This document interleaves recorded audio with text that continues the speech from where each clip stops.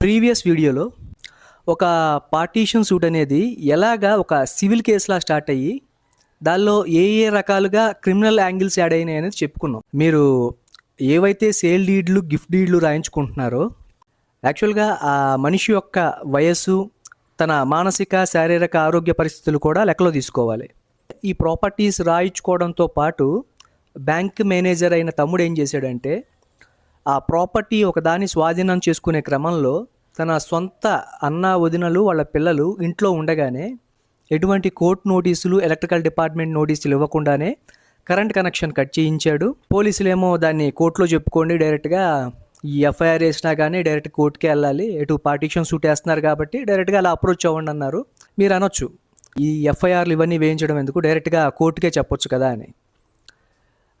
Point number 1 ఏంటంటే, ఇక్కడ ఎప్పుడైతే మనము ఇలాగా కోర్టులో ఉండగానే అమ్మేశాడు లేదా ట్రాన్స్ఫర్ చేశాడు లాంటి డీటెయిల్స్ కోర్టుకు సబ్మిట్ చేసే టైంలో ఎవరైతే ఆ ప్రాపర్టీస్ కొనుక్కున్నారో వాళ్ళను కూడా ఒక పార్టీ కింద యాడ్ చేస్తారు. మళ్ళీ అదొక ప్రాసెస్. ఇప్పుడు పార్టీషన్ సూటు ప్రిలిమినరీ డిగ్రీ దాకా రావడం అనేది ఒక స్టేజ్. తరువాత ఆ జడ్జిమెంట్ నచ్చినా నచ్చకపోయినా అపీల్కి వెళ్ళటం అనేది ఎవరికన్నా హక్కు ఉంటుంది. కేసు వేసిన వాడికి, ఎవరి మీద అయితే కేసు పడిందో వాడు వెళ్ళొచ్చు. ఎవరైతే పార్టిసిపెంట్స్ ఉన్నారో వాళ్ళు కూడా అప్పీల్కి వెళ్ళొచ్చు ఏదన్నా తేడా అనిపిస్తే, ఎక్స్ పార్టీ కాకపోతే మీరు. సో ఇక్కడ ఏంటంటే వన్స్ అపీల్కి వెళ్ళడం అనేది ఇంకొక ప్రాసెస్. దానికి మళ్ళీ టైం ఒకటి పడుతుంది. ప్రిలిమినరీ డిగ్రీ రావడానికి 2, 3, 4 ఏళ్ళు మినిమం పడుతుంది. తర్వాత వచ్చిన జడ్జిమెంట్ మీద మళ్ళీ అపీల్కి వెళ్ళవచ్చు, దానికి 2, 3, 4 ఏళ్ళు పడుతుంది. మీరు పోలీస్ స్టేషన్లో కంప్లైంట్ ఇవ్వచ్చు కదా అంటే పోలీసులు సింపుల్గా దీన్ని సివిల్ మ్యాటర్ అంటారు. కోర్టులో ఉండగా అమ్ముకున్నాడు, కోర్టుకు చెప్పండి. ట్రాన్స్ఫర్ చేశాడు, కోర్టుకు చెప్పండి. ఇది సివిల్ మ్యాటర్ కదా అంటారు. దానిలో ఉన్న క్రిమినల్ ఇంటెన్షన్స్ అనేవి తెలియదు. జనరల్గా ఈ సినారియోలో ఎప్పుడైతే ఇలా కరెంట్ కనెక్షన్ తీయించాడు, మళ్ళీ ఇవ్వడానికి కూడా ఇబ్బంది పడుతున్నాడు, అడ్డుపడుతున్నాడు అన్నప్పుడు దీన్ని హ్యూమానిటీ గ్రౌండ్స్లో ఎవరన్నా ఒక అధికారులు కలగజేసుకొని, ఒకటి వీళ్ళకి కరెంట్ కనెక్షన్ ఇప్పించి ఉండొచ్చు. కలెక్టర్కి ఒక అధికారం ఉంటుంది. ఆయన ఏంటంటే ఇలాగా మినిమం హ్యూమన్ రైట్స్ ఏవైతే ఉన్నాయో వాళ్ళకి లీగల్గా అధికారం ఉన్నా కానీ ఎవరన్నా అడ్డుపడుతుంటే ఆ డాక్యుమెంట్లన్నీ, జడ్జిమెంట్ని ప్రాపర్గా గమనించి కరెంట్ కనెక్షన్ అనేది మినిమం కాబట్టి, వాటర్ కనెక్షన్ అనేది మినిమం కాబట్టి ఆ జిల్లాకి సంబంధించిన కలెక్టర్ గారు మధ్యలో కలగజేసుకొని ఇప్పించవచ్చు. అక్కడ అది ఫెయిల్ అయ్యింది. ఎవరన్నా ఒక హయ్యర్ అఫీషియల్ ఎవరన్నా కలగజేసుకొని ప్రాపర్ డిపార్ట్మెంట్తో మాట్లాడి ఇప్పించవచ్చు. అదేం తప్పు కాదు, హ్యూమన్ రైట్స్ ఇవన్నీ, తప్పేం లేదు ఇలా చేయడంలో. సో అందరూ ఫెయిల్ అయ్యారు. పాపం ఇతను ఏంటంటే కోర్టుకి చెప్దామంటేనేమో డిలే అవుతుందంటారు, ఇంకా ఎక్స్ పార్టీ అయ్యారని చెప్తారు, మనకు ఆ హక్కు లేదంటారు. పోనీ అవతల ఎవరైతే కేసు వేశారో ఆ లాయర్కి తీసుకెళ్లి డాక్యుమెంట్లు ఇస్తే కేసు ప్రొలాంగ్ అవుతుంది, మీ లాయర్ చేత వేయించండి అంటారు. ఇది గేమ్ ఎలా ఉంటుందంటే, ఒకానొక టైంకి చాలామంది ఇది ఎక్స్పీరియన్స్ అయి ఉంటారు. ఎవరైతే పార్టీషన్ సూట్ కానీ సివిల్ సూట్స్ కానీ వేసి ఉంటారో వాళ్ళకి ఒక టైంలో ఎలా అనిపిస్తుందంటే, అనవసరంగా కోర్టుకి వెళ్ళాం మనం, ఎంత టైం వేస్ట్ అన్న ఫీలింగ్ కూడా కలుగుతుంది. ఒక్కొక్క ప్రాసెస్కి వాయిదాలు ఎందుకు అడుగుతారో తెలియదు, ఎందుకు వాయిదాలు ఇస్తారో తెలియదు. ఇది పూర్వీకుల ఆస్తా కాదా, పార్టీషన్ ప్రాపర్గా జరిగిందా లేదా, రికార్డెడ్గా ఆస్తి పంపకాలు జరిగాయా లేదా చూడాలి. వన్స్ ఆస్తి పంపకాలు ప్రాపర్గా అయిపోయి ఉంటే, ఎవరి భాగం వాళ్ళకు వచ్చేసి ఉంటే, ఆయన భాగం మీ తాతగారి, మీ నాయనమ్మ గారి, మీ అమ్మమ్మ గారి భాగం వాళ్ళ ఇష్టం. వన్స్ అయిపోతే క్లియర్. అవ్వని టైంలో ఈ పార్టీషన్ సూట్ అనేది ఉపయోగపడుతుంది. చూసుకోవడం, ఆ డాక్యుమెంట్లు, సేల్ డీడ్లు కరెక్ట్గా పరిశీలించడం, ప్రాపర్గా ఉన్నాయా లేదా అంతా తీసుకొని ఒక జడ్జిమెంట్ ఇవ్వడం జరుగుతుంది. దీనిలో ఇంకో హైలైట్ ఏంటంటే, ఈ గిఫ్ట్ డీడ్ అనేది ఆల్రెడీ ఇంకొకళ్ళ పేరు మీద రాసి ఉంది. ఆ ఒరిజినల్ గిఫ్ట్ డీడ్ని కూడా ఇతను హైడ్ చేసి దాచాడు. ఆ జిరాక్స్లు లాయర్కి సబ్మిట్ చేశారు వీళ్ళు. కేసులో హైలైట్, ఒక ప్రాపర్టీ ఏదైతే గిఫ్ట్ డీడ్ కింద ఈ తమ్ముడికి వచ్చేసిందో అదే ప్రాపర్టీని దానికి ముందు ఇతని ఇంకొక మనవడికి రాశాడు. దానికి సంబంధించిన 5,000 రూపాయల స్టాంప్ పేపర్ అప్పుడున్న టర్మ్స్ అండ్ కండిషన్స్ బట్టి ఉంది అది. ఇతను ఏం చేశాడంటే, ఎక్కడైతే ఆ డాక్యుమెంట్లు ఉంటాయో అక్కడికి వెళ్ళి మొదటి డాక్యుమెంట్లు తీసేసుకున్నాడు. నెక్స్ట్ మంత్ తన పేరు మీద రాయించుకున్నాడు. దానికి సంబంధించిన జిరాక్స్లు అవన్నీ ఉన్నాయి, అది రిజిస్ట్రేషన్ మాత్రం అవ్వలేదు. అప్పుడున్న టర్మ్స్ అండ్ కండిషన్ని బట్టి ఎంత స్టాంప్ పేపర్ పెట్టి రాస్తే అది అవుతుందో అంత స్టాంప్ పేపర్ అయ్యింది. అవి కూడా సాక్ష్యం కింద, అంటే ఇది ఫ్రాడ్ జరిగింది, దీనిలో క్రిమినల్ యాంగిల్స్ చూడండి అని చెప్పి లాయర్కి సబ్మిట్ చేశారు. అవతల లాయర్కి ప్రిలిమినరీ డిగ్రీ వచ్చే ముందే. అది కూడా కోర్టుకి సబ్మిట్ చేయలేదు. ఈ కేసు వెళ్లే కొద్దీ ఎంత నాన్ సెన్స్గా ఉందంటే ఇది, అంటే నేను చెప్తోంది దీనిలో అన్ని యాంగిల్స్ ఉన్నాయి. యాక్చువల్గా ఆల్రెడీ ఒకటి గిఫ్ట్ డీడ్ రాసి ఉంటే ఆ గిఫ్ట్ డీడ్ని హైడ్ చేసి లేటెస్ట్గా గిఫ్ట్ డీడ్ రాయించుకున్నాడు.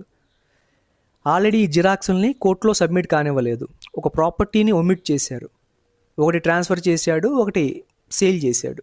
కోర్టులో ఉండగానే 6 ఎకరాలని కొనుక్కున్నట్టు రాయించుకున్నారు. ఒక బ్యాంక్ మేనేజర్కి ఎంత తెలివి ఉంటుంది, ఏ ప్రాపర్టీని ఎలా కొనుక్కోవాలి, ఏ ప్రాపర్టీని ఎలా అమ్మాలి, లీగల్ టర్మ్స్ అండ్ కండిషన్స్ ఒక బ్యాంక్ మేనేజర్కి తెలుస్తాయి. ఒక 15-20 ఏళ్ల ఎక్స్పీరియన్స్ ఉన్న బ్యాంక్ మేనేజర్ ఎక్సలెంట్ ఉంటాడు ఆ విషయాల్లో. అతని వైఫ్ ఒక లాయర్ అయితే ఇక ఆ కాంబినేషన్ అనేది ఒక బ్యాంక్ మేనేజర్ ప్లస్ ఒక లాయర్ కాంబినేషన్ డెడ్లీ కాంబినేషన్.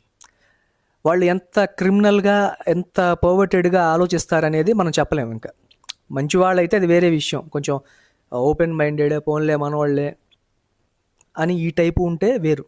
ఎప్పుడైతే వీళ్ళకి ఇన్ని రకాలుగా అన్యాయం జరిగి వాళ్ళ ఫాదర్ కూడా చనిపోయారో, వీళ్ళు 2024 నుంచి కూడా చట్టాల మీద అవగాహన చేసుకోవడం స్టార్ట్ చేశారు.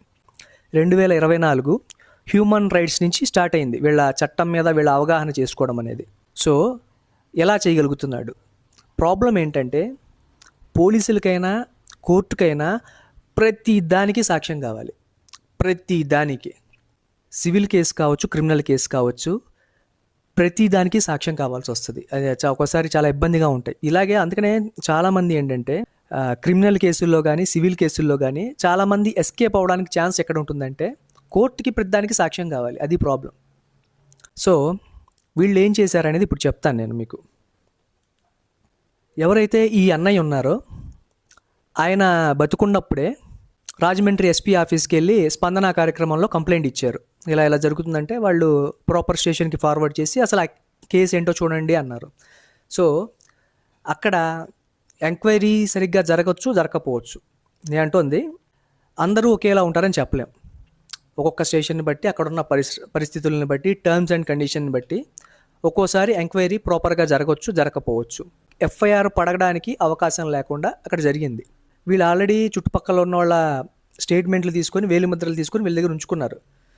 ఆ రోజు జరిగింది మీరందరూ చూశారు కదా, మీరు సాక్ష్యం చెప్తారా అని చెప్పి అడిగి ఆ రోజు ఎగ్జాక్ట్గా ఏం జరిగిందో అక్కడ టైపింగ్ చేయించి కింద సంతకాలు, సాక్షులు ఉంటారు కదా చుట్టుపక్కల, వాళ్ళ చేత స్వయంగా సంతకాలు పెట్టించి వేలిముద్రలు తీసుకొని వాళ్ళ దగ్గర ఉంచారు. వీళ్ళకి పైన ఎన్హెచ్ఆర్సీకి రిపోర్ట్ ఏమి ఇచ్చారు? ఇది జస్ట్ ఒక సివిల్ మ్యాటర్ మాత్రమే, అసలు ఇలా కరెంటు తీయించిన విషయం ఎన్హెచ్ఆర్సీకి కూడా చెప్పలేదు వీళ్ళు. వాళ్ళు ఎన్హెచ్ఆర్సీకి ఇచ్చిన రిపోర్ట్లో ఇది సివిల్ మ్యాటరు, పలానా కోర్టులో ఇప్పటికే రన్నింగ్లో ఉంది. ఏదైతే వీళ్ళు పబ్లిక్గా చూస్తుండగా తమ్ముడు ఫ్యామిలీ కరెంట్ తీయించాడో ఆ విషయం ఎన్హెచ్ఆర్సీకి చెప్పలేదు రిపోర్ట్లో. అలాగే ఎస్పీ గారికి ఇచ్చే రిపోర్ట్ ఉంటుంది కదా, లోకల్ స్టేషన్ నుంచి ఎస్పీ గారికి ఇచ్చే రిపోర్ట్లో, దానిలో కూడా చెప్పలా. దీనిలో ఎన్ని రకాలు జరిగినాయి అంటే ఆ రిపోర్టు చదువుకున్నప్పుడు వీళ్ళకి తెలుస్తుంది కదా, దీనిలో ఎక్కడన్నా మెన్షన్ చేశారా ఇలా కరెంట్ తీయించిన విషయం అంటే ఎక్కడా లేదు. మిగతావన్నీ సివిల్ మ్యాటర్స్ అన్నప్పుడు వాళ్ళు కోర్టులో చూసుకుంటారు, అది వేరే విషయం. కొంచెం ఎడ్యుకేటెడ్ అయిన పర్సన్స్కే ఇలా ఉంటే ఏ చదువు లేని వాళ్ళకి పరిస్థితి ఏంటి? అసలు ఎఫ్ఐఆర్ ఎలా ఇవ్వాలి, కంప్లైంట్ ఎలా ఇవ్వాలి, అసలు అప్డేట్స్ ఎలా తీసుకోవాలి, కనీసం నాలెడ్జ్ లేని వాళ్ళకైతే చట్టంలో బాగా తెలిసిన వాళ్ళు ఫుట్బాల్ ఆడుకుంటారు వాళ్ళ చేత. రాజమండ్రి స్పందనకి వెళ్ళి కంప్లైంట్ ఇచ్చాడు, లోకల్ పోలీస్ స్టేషన్ అప్రోచ్ అయ్యాడు, కలెక్టర్ గారికి అర్జీ పెట్టాడు. ఇక్కడ అన్ని చోట్ల ఏమైందంటే ఇది కోర్టులో ఉంది, సివిల్ మ్యాటర్, అక్కడతో స్టోరీ అయిపోతుంది. దానిలో ఎంత డెప్త్ ఉంది, నిజంగా దీనిలో క్రిమినల్ ఆస్పెక్ట్స్ ఉన్నాయా లేదా అనేది ఎవరికి ఇంట్రెస్ట్ లేదు. ఎందుకంటే బయట చాలా కేసులు ఉంటాయి, మర్డర్ కేసులు, రేప్ కేసులు, ఇంకా చాలా ఎక్స్ట్రీమ్ లెవెల్ కేసెస్ ఉంటాయి. దాంతో పోలిస్తే ఇది వీళ్ళ పర్సనల్ ప్రాబ్లం. కరెంట్ లేదనేది వీళ్ళ పర్సనల్. ఏదన్నా ఉంటే కోర్టులో చూసుకోండి, కోర్టుకు చెప్పండి. అంత డిగ్ చేసి నిజాలు బయటికి రాబట్టాల్సిన అవసరం ఎవరికి లేదు జనరల్గా. అది నిజమే. యాక్చువల్గా మనం పోలీస్ స్టేషన్కి వెళ్ళి ఒక రోజు టైం స్పెండ్ చేస్తే అక్కడ ఎన్ని కేసులు వస్తాయి, ఎంత తీవ్రంగా ఉంటాయి కొన్ని అనేది మనకి అర్థమవుతుంది. వాళ్ళకున్న స్ట్రెస్ లెవెల్స్ ఎలా ఉంటాయి. మనం ప్రతిసారి మనం కూడా తప్పు పట్టలేము. మీకు అందుకే చెప్పాను, కేసు మీదైనప్పుడు దానిలో సాక్ష్యాలు సంపాదించే రెస్పాన్సిబిలిటీ మీది, అవి ప్రాపర్గా లాయర్కి ఇచ్చే రెస్పాన్సిబిలిటీ మీది. ఆ లాయర్ ప్రాపర్గా కోర్టులో సబ్మిట్ చేస్తున్నాడా లేదా ఫాలోఅప్ చేసుకునే రెస్పాన్సిబిలిటీ కూడా మీదే. అది మ్యాటర్ ఇక్కడ. ఆల్రెడీ తన తమ్ముడి మీద చాలాసార్లు తిరిగి ఎఫ్ఐఆర్ వేయించాలని చూశాడు. సార్ ఇలా చుట్టుపక్కల కూడా సాక్ష్యాలు ఉన్నారండి, ఆ రోజు వచ్చి కరెంట్ తీయించడం వీడే తీయించాడు, స్వయంగా వచ్చాడు, లైన్మెన్ని తీసుకొచ్చాడు, వాడే చేశాడు, పలానా సేల్ డీడ్ చూపించి తీయించాడు అని చెప్పేసి డాక్యుమెంట్లు కూడా చూపించారు. సార్ ఇది రాయించుకున్నాడు కదా సార్, ఈ సేల్ డీడ్ చూపించే తీసాడు, చుట్టుపక్కల సాక్ష్యాలు ఉన్నారు, వాళ్ళ స్టేట్మెంటు కింద సంతకాలు ఉన్నాయి, చూడండి సార్ అని చెప్పి ఎస్పీ గారికి కొట్టాడు స్పందనలో. తర్వాత లోకల్ పోలీసులకి ఇచ్చారు. లోకల్ పోలీసులు ఎంక్వైరీ చేసి ఏం చెప్పారంటే ఇది కేవలం సివిల్ మ్యాటరు, వీళ్ళని వచ్చి ఎవరు ఇబ్బంది ఏం పెట్టట్లేదు అని చెప్పి కరెంట్ మ్యాటర్ ఎప్పుడు చెప్పలే. కరెంట్ లేని ఇంట్లో ఉంటున్నారు అనేది ఎక్కడా మెన్షన్ చేయలే. ఆ ఒక్క పాయింట్ రెండోసారి కూడా మిస్ అవ్వడం అనేది, మీరు మెన్షన్ చేసుంటే ఆ కేసులో ఎవరైతే ఎంక్వైరీ చేశారో వాళ్ళు క్లియర్గా ఇది సివిల్ డిస్ప్యూట్ అయి ఉండొచ్చు, వీళ్ళని డైరెక్ట్గా ఎవరో వచ్చి ఇబ్బంది పెట్టట్లేదు ఈ మధ్యకాలంలో. బట్ వీళ్ళు మేము ఎంక్వైరీ చేసిన దానిలో దాదాపు మోర్ దాన్ 10 years ఈ వ్యక్తి కరెంట్ లేకుండా ఉంటున్నాడు, కరెంట్ ఎందుకు తీయించారనేది మాకు తెలియదు అని ఒక్క చిన్న ఇన్ఫర్మేషను ఎస్పీ గారికో ఎన్హెచ్ఆర్సీకో వీళ్ళు ఫార్వర్డ్ చేసుంటే వీళ్ళకి నేను 2024లో లేదా 25 ఒక టైంలో కరెంట్ వచ్చి ఉండేది. ఎప్పుడైతే మోర్ దాన్ 10 years దాటిందో ఎక్కడ వీడి ఎస్పీ ఆఫీస్ కానీ కలెక్టర్ కానీ లోకల్ పోలీస్ స్టేషన్లో కానీ అటు చూస్తేనేమో మీరు ఎక్స్పర్ట్ అయ్యారు, మీరు చెప్పడానికి లేదు ప్రస్తుతానికి ఈ విషయాలన్నీ, సేల్ లీడ్లు గిఫ్ట్ లీడ్లు ఇలా జరిగినాయని చెప్పి చెప్పడానికి లేదని చెప్పేసరికి మేబీ అతను తట్టుకునే స్థితి అయిపోయినట్టుంది. ఇప్పుడు దేనికన్నా ఒక వ్యక్తికి తట్టుకునే స్టామినా ఒకదాకే ఉంటుంది. 5 ఏళ్ళు కరెంట్ లేకుండా 10 ఏళ్ళు ఇంక్రీజ్ అయ్యే కొద్దీ మానసిక శారీరక ఆరోగ్యాలు కూడా క్షీణిస్తాయి. 2025కి అతని ఏజ్ 64 ఏళ్ళు. ఇంకెంతకాలం కరెంటు వాటర్ లేని ఇంట్లో ఉంటాడు జనరల్గా? Due to so many reasons, personal వయసు, హెల్త్ ఫ్యాక్టరు, 10-11 సంవత్సరాలుగా కంటిన్యూగా కరెంటు వాటర్ లేని ఇంట్లో ఉండడం అనే ఫ్యాక్టరు, ఇలా సో మెనీ ఫ్యాక్టర్ కలిసి అతను చనిపోయేలాగా జరిగింది. నార్మల్ డెత్, ఎవరు మర్డర్ చేయలేదు. కాకపోతే ఒకడిని చంపడం అంటే డైరెక్ట్గా ఏం చేయకపోవచ్చు, డైరెక్ట్గా వచ్చి కత్తితో పడవడం, గన్తో కాల్చడం కాదు. ఆటోమేటిక్గా ఏమేం చేస్తే ఎకనామికల్గా దెబ్బ కొట్టడం, సామాజికంగా దెబ్బ కొట్టడం, ఇలాగా ఏవేవి రూట్స్ అన్ని కట్ చేస్తే ఆటోమేటిక్గా వాడంతటా వాడు చచ్చిపోతాడో ఆ ఎన్విరాన్మెంట్ని క్రియేట్ చేయడం కూడా ఇండైరెక్ట్గా మర్డర్ చేయడమే అవుతుంది అనేది చాలామంది ఒపీనియన్స్ చెప్పారు నేను డిస్కస్ చేసినప్పుడు లాయర్స్తో కూడా. చంపడము అంటే డైరెక్ట్గా కారుతో గుద్దిచ్చేయడము, విషం కలపడం, పోడవడం, పేల్చడం కాదు. దాంతోపాటు ఒక వ్యక్తిని తనంతట తాను కుంగి కృషించి చచ్చిపోయేలా చేయడం కూడా ఒక ఇండైరెక్ట్గా మర్డర్ చేయడంతో సమానం అని చెప్పారు. సో వీళ్ళు ఆలోచించడం మొదలుపెట్టారు. 2025 ఏప్రిల్ 20వ తారీఖు ఎప్పుడైతే అన్న చనిపోయాడో ఆయనకి చేయాల్సిన కార్యక్రమాలన్నీ చేసి ఇక కేస్ స్టడీ స్టార్ట్ చేశారు. అంటే ఫస్ట్ నుంచి మళ్ళీ ఒకసారి సేల్ డీడ్లు, గిఫ్ట్ డీడ్లు తెప్పించుకొని ఎప్పుడెప్పుడు ఏం జరిగినాయి, ఎక్కడ మనకి ఏ సాక్ష్యాలు దొరుకుతాయి, కోర్టులో ఎందుకు తీసుకోవట్లేదు, ఎలా అప్రోచ్ అవ్వాలి. మీకు ఇప్పుడు గుర్తుపెట్టుకోండి ఒకటి, ఏదైనా సివిల్ కేసు జరుగుతున్నప్పుడు, పర్టికులర్గా పార్టీషన్ సూట్ లాంటి సివిల్ కేసులు జరుగుతున్నప్పుడు మీకు ఏ సాక్ష్యాలు దొరికినా కోర్టుకి ఇవ్వాలి.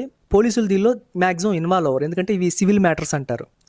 ఈ ఒక్క లూప్ హోల్ ఉపయోగించి చాలామంది తప్పించుకుంటారు. ఇప్పుడు ఇన్ని విషయాలు జరిగినాయి, ఇంత చేశాడని తెలిసినా కానీ మీకు తెలుస్తున్నాయి ఎక్కడెక్కడ ఏమేమి జరిగినాయి అనేది, విత్ సేల్ డీడ్లు అన్నీ ఉన్నాయంటే మీరు సింపుల్గా ఎందుకు పోలీసులు ఎఫ్ఐఆర్ వేయరంటే ఇది సివిల్ మ్యాటర్ అని చెప్తారు. కోర్టులో మీరు అతనికి ఏ శిక్ష వేయిస్తారో కోర్టులో జడ్జికి ఇవ్వండి ఫస్ట్, ఆయన మాకు గైడెన్స్ ఇస్తారు అని చెప్పి. కోర్టులో వీళ్ళు మేనేజ్ చేసే విధానం వేరుగా ఉంటుంది. మీకు అన్ని సాక్ష్యాలు ఉన్నా లాయర్స్ ప్రతిసారి జడ్జి దాకా వెళ్ళనివ్వరు. 90% ఎక్కడ ఆగిపోతాయంటే లాయర్స్ దగ్గరే ఆగిపోతాయి, జడ్జి దాకా వెళ్ళవు మ్యాటర్స్. ఇప్పటికీ ఇన్ని సంఘటనలు జరిగినాయి, మీకు సో మెనీ ఇన్సిడెంట్లు చెప్పాను. కరెంట్ తీయించడం అనే 2014 సీన్ దగ్గర నుంచి ఎక్కడా కూడా ఏ డీడ్ని జడ్జి దాకా రానివ్వలేదు, ఇగ్నోర్ చేశారు. ఏదో ఒక రీజను, మళ్ళీ ఆ పార్టీ వాళ్ళని కలుపుకోవాలి, నోటీసులు ఇవ్వాలి, కేసు ప్రొలాంగ్ అవుతుంది అని. సో ఇప్పుడు తమ్ముడి మీద అయితే ఎఫ్ఐఆర్ వేయడానికి లేదు. ఎందుకని? మీకు అమ్మేశాడని చెప్పినా, ఏం చేశాడని చెప్పినా పోలీసులు ఇది సివిల్ మ్యాటర్ అని చెప్పి కోర్టులో చెప్పుకోమంటారు సింపుల్గా, యాజ్ సింపుల్ యాజ్ దట్. వీళ్ళు బాగా ఆలోచించారు. దీన్ని మళ్ళీ ఒకసారి కేస్ స్టడీ చేయాలి మనం ఫస్ట్ నుంచి. డీడ్లు ఏంటి, కోర్టు ఆ డోనార్ని ఏమని చెప్పింది, డోనార్ ఎవడైతే ఈ ప్రాపర్టీస్ అన్నీ అమ్మేస్తున్నాడో లేదా గిఫ్ట్ ఇస్తున్నాడో వాడిని డోనార్ అంటారు, తీసుకునేవాడిని డోనీ అంటారు అనుకుంటా మేబీ. ప్రతిదీ ఇక 2025 ఒక నెల నుంచి స్టార్ట్ చేశారు ఓన్గా చదువుకోవడం. ఏంటి లా ఏంటి, సివిల్ లా ఏంటి, క్రిమినల్ లా ఏంటి అంటే మినిమం. ఇప్పుడు మనకి చాట్ జీపీటీ, జెమినీ కూడా వచ్చినాయి ఫర్ ఎగ్జాంపుల్. వాటిల్లో మనకి కొన్ని విషయాలు తెలుస్తుంటాయి, ఏది నేరం ఏది నేరం కాదు, పోలీస్ కంప్లైంట్ ఎలా ఇవ్వాలి, ఎన్ని రకాలుగా ఇవ్వాలి. ప్రాక్టికల్గా ఇప్పుడు చాట్ జీపీటీ, జెమినీ చెప్పేది ప్రతిదీ నిజాలు కాకపోవచ్చు, దానిలో ఒక గైడెన్స్ ఇస్తాయి, ఇలా చేయొచ్చు, ఇది చేయకూడదు, మీరు కంపేర్ చేసుకొని కూడా మీకు కామన్ సెన్స్ ఉపయోగిస్తే ఇది కరెక్ట్ ప్రాసెస్సా లేదా మీకు తెలుస్తుంది. సో 2014 నుంచి 2025 ఈ అన్నయ్య ఏప్రిల్లో చనిపోయేదాకా చాలా సంఘటనలు జరిగినాయి. అవి జడ్జి గారి ముందు దాకా రాలేదు, దాదాపు లాయర్ల దగ్గర ఆగిపోయినాయి. వీళ్ళ అన్నయ్య కూడా చాలాసార్లు ట్రై చేశాడు. రాజమండ్రి వెళ్ళి ఎస్పీ గారికి కంప్లైంట్ ఇచ్చి స్పందన ద్వారా ఎఫ్ఐఆర్ వేయించడానికి కూడా ట్రై చేశాడు. జస్ట్ అక్నాలెడ్జ్మెంట్ ఇచ్చి ఆగిపోయారు. ఎందుకంటే ఇది అమ్మేసినా కానీ నువ్వు కోర్టుకే చెప్పాలి, సివిల్ మ్యాటర్. ఎఫ్ఐఆర్ వేయడానికి అంత లేదు. ఏంటంటే ఈ ప్రాపర్టీస్ అన్ని కోర్టులో ఉన్నాయి, కోర్టు కేసు రన్నింగ్లో ఉంది, పోలీసులు ఇన్వాల్వ్ కాకూడదు మధ్యలో, సివిల్ మ్యాటర్ కాబట్టి. ఆ ఒక్క పాయింట్ ఉపయోగించి ఈ తమ్ముడు బ్యాంక్ మేనేజర్, అతని భార్య లాయర్, వీళ్ళిద్దరూ కలిసి ఎన్ని గేమ్స్ ఆడారంటే మీకు వీళ్ళు అనలైజ్ చేయడం స్టార్ట్ చేశారు కదా కేసు. ఒక్కొక్కటి చెప్తా, ఇంకా అది ఫైనల్ వీడియో అవుతుంది నెక్స్ట్ వీడియో. వన్స్ ఒకసారి అన్ని డీడ్లు తీసుకొచ్చి కూర్చుని చదువుకుంటూ దానిలో ఉన్న తప్పొప్పులన్నీ తెలుసుకుంటూ వెళ్తున్నప్పుడు అసలు వాళ్ళు రియల్ టైంలో కోర్టుకు తెలియకుండా ఏ ఎక్స్ట్రీమ్ లెవెల్కి చేశారనేది వీళ్ళు ఫైండ్ అవుట్ చేశారు. ఈ కేసులో పోలీసులు క్లియర్గా చెప్పారు, మేము ఎఫ్ఐఆర్ వేయలేం. ఆ తమ్ముడి మీద, ఎవరైతే బ్యాంక్ మేనేజర్ ఉన్నారో ఆ బ్యాంక్ మేనేజర్ మీద మేము ఎఫ్ఐఆర్ వేయలేమని చెప్పారు. ఎస్పీ గారి లెవెల్కి తీసుకెళ్ళినా అదే ఒపీనియన్ వచ్చింది. కలెక్టర్ గారి దగ్గరికి తీసుకెళ్ళినా ఇది పార్టీషన్ సూటు, సివిల్ మ్యాటరు, మనం ఎఫ్ఐఆర్ వేయలేము దీని మీద. అది ఒకవేళ అమ్ముకున్నా కానీ మనం ఏం చేయలేము, మీరు కోర్టులో చూసుకోండి అని చెప్పారు. ఇప్పుడు వీళ్ళు ఇంకా డీప్గా ఆలోచించి ఒక స్టెప్ తీసుకున్నారు. దీనిలో డీప్గా డిక్ చేసుకుంటూ మనం ఒక కేసు వెళ్ళిపోతే ఎంతటి గొప్ప వాళ్ళైనా కొన్ని తప్పులు చేస్తారు, ఆ తప్పులు దొరికిపోతారు. ఈ కేసులో ఎఫ్ఐఆర్ పడింది, ఎవరి మీద పడింది, ఎలా పడింది అనేది చెప్తాం. మనం సాధారణ కుటుంబాలు ఎవరైతే ఉన్నారో వాళ్ళు లా మీద ఒక అవగాహన తెచ్చుకుంటే, మీరే లాయర్ లాగా స్టడీ చేస్తే ఆ కేసుని, ఖచ్చితంగా అవతల వాళ్ళు చేసిన తప్పు మీకు తెలుస్తుంది. ఆ తప్పు చేసిన వాళ్ళు ఎక్కడో ఒకటి దొరుకుతారంటారు కదా, అది ఊరికే అనరు. తప్పు చేసేవాడికి ఆత్రం ఎక్కువ ఉంటుంది, త్వరగా క్యాప్చర్ చేసేద్దాం, త్వరగా ఏదో చేద్దాం, మోసం చేద్దాం అని తెలివిగా ఆలోచిస్తారు. కానీ ఒక చిన్న మిస్టేక్ ఒకటి ఉండిపోతుంది వాళ్ళు చేసిన దానిలో. ఒక చిన్న మిస్టేక్ అనేది ఎక్కడ జరిగింది, ఏం జరిగింది అనేది మీకు చెప్తాను. ఆయన బతికుండంగా పడని ఎఫ్ఐఆర్ ఆయన చనిపోయిన తర్వాత ఎఫ్ఐఆర్ పడింది. ఎవరి మీద పడింది, ఎందుకు పడింది అనేది మీకు ప్రతిదీ కూడా పాయింట్ బై పాయింట్ నెక్స్ట్ వీడియోలో ఫుల్గా క్లారిటీగా ఎక్స్ప్లెయిన్ చేస్తాను. దీన్ని బట్టి కూడా మీరు దాదాపు అందరూ మిడిల్ క్లాసు నార్మల్ పీపుల్ అయి ఉంటారు. రిచ్ పీపుల్ అయితే మీరు పెద్ద లాయర్నే పెట్టుకుంటారు, దానికి మీరేం అనలైజ్ చేయక్కర్ల. మంచిగా డబ్బులు ఇస్తే ఆయనే కేసులో ఉన్న ప్రోస్ అండ్ కాన్స్ చూసి కేసు వేస్తారు, సాక్ష్యాలు తెప్పిస్తారు. అలా లేని వాళ్ళు, అలా బాగా ఎంతంత డబ్బులు జల్లేసి మీరు నడిపించుకోవడం లేని వాళ్ళు, మీకంటూ తెలివితేటలు నాలెడ్జ్ ఉంటే కేసును మీరే స్టడీ చేసుకొని లా ఏం చెప్తోంది, ఏది క్రైము, ఏది సివిలు అనేది మినిమం మీరు తెలుసుకుంటే చాట్ జీపీటీ ఉపయోగించుకోండి, జెమినీ ఉపయోగించుకోండి, ఇంకొన్ని ఏవైతే లా సంబంధించిన యాప్స్ కూడా ఉన్నాయి నాకు తెలిసి, అవి ఉపయోగించుకొని కొంత కామన్ సెన్స్ వాడితే తప్పు చేసిన ప్రతి ఒక్కడు ఎక్కడో అక్కడ దొరుకుతారు. వీళ్ళకి దొరికారు, ఎఫ్ఐఆర్ పడింది. ఎలా పడింది, వీళ్ళు ఒక సాధారణ మిడిల్ క్లాస్ ఫ్యామిలీ స్టడీ చేయడం మొదలెట్టిన తర్వాత ఎలా ఇంప్రూవ్మెంట్ అయిందనేది మీకు చెప్తాను. నెక్స్ట్ వీడియోలో దీన్ని మొత్తం కంక్లూజ్ చేసేస్తాను, ఈ కేసు మొత్తం. నెక్స్ట్ వీడియో మటుకు చాలా హైలైట్ ఉంటుంది, అదే లాస్ట్ వీడియో ఈ కేసుకి సంబంధించి. మీరు కూడా ఓన్గా నాలెడ్జ్ని గెయిన్ చేయండి, ఎవరిని గుడిగా నమ్మొద్దు. మీ ప్రాపర్టీస్ని మీ సొంత వాళ్ళ నుంచి కూడా కాపాడుకోండి, బయట వాళ్ళ నుంచి కూడా. అందరూ అలా ఉంటారని నేను చెప్పట్లేదు, అందరూ మంచి వాళ్ళు ఉంటారు, మంచి ఫ్యామిలీ ఉంటుంది. అన్న కోసం తమ్ముడు, తమ్ముడు కోసం అన్న, అక్క కోసం చెల్లి, స్వీట్ గెస్చర్స్ ఉంటాయి చాలా మంచిగా. మనోడేలే, మన పిల్లలే కదా, పోని తిన్ని ఒక రూపాయి అని గొప్ప అప్పర్ హ్యాండ్ చూపించే వాళ్ళు ఉంటారు.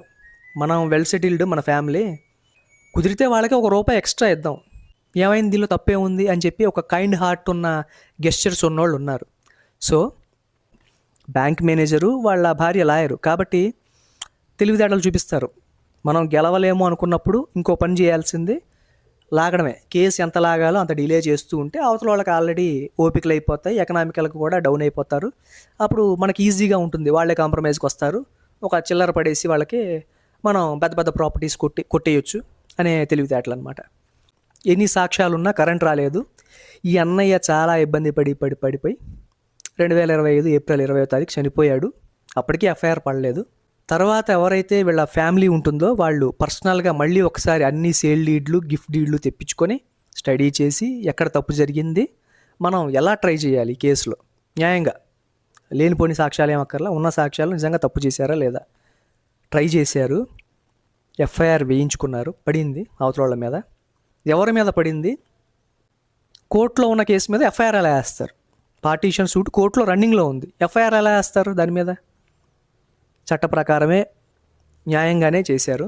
1% కూడా ఇప్పటికీ వాళ్ళ ఫ్యామిలీలో ఒక పర్సన్ని అన్యాయంగా కోల్పోయినా కానీ ఇల్లీగల్గా ఒక్క సాక్ష్యం కూడా వీళ్ళు చేయలేదు. ఎవరికి ఎటువంటి లంచాలు ఇవ్వడం చేయలేదు, అబద్ధాలు ఆడలేదు, మోసం చేయడానికి వీళ్ళు ట్రై చేయలేదు. జెన్యూన్గానే ఫైట్ చేశారు. కొంచెం ఓపిక, నాలెడ్జ్, టైం ఉపయోగించారు. ఇది మీకు రియల్ టైంలో కూడా చాలామంది ఫ్యామిలీస్కి, మిడిల్ క్లాస్ ఫ్యామిలీలకి, కొంచెం లోయర్ మిడిల్ క్లాస్ ఫ్యామిలీలకు ఉపయోగపడుతుంది. నెక్స్ట్ వీడియోలో కంప్లీట్గా ఎక్కడెక్కడ ట్విస్ట్లు, టర్నింగ్ పాయింట్లు ఉన్నాయి, లాని ఎలా ఉపయోగించుకోవాలి, ఎలా జాగ్రత్తగా ఉండాలనేది నేను నెక్స్ట్ వీడియోలో చెప్తాను. అంతవరకు సేఫ్గా ఉండండి, నాలెడ్జ్ పెంచుకోండి. జై హింద్.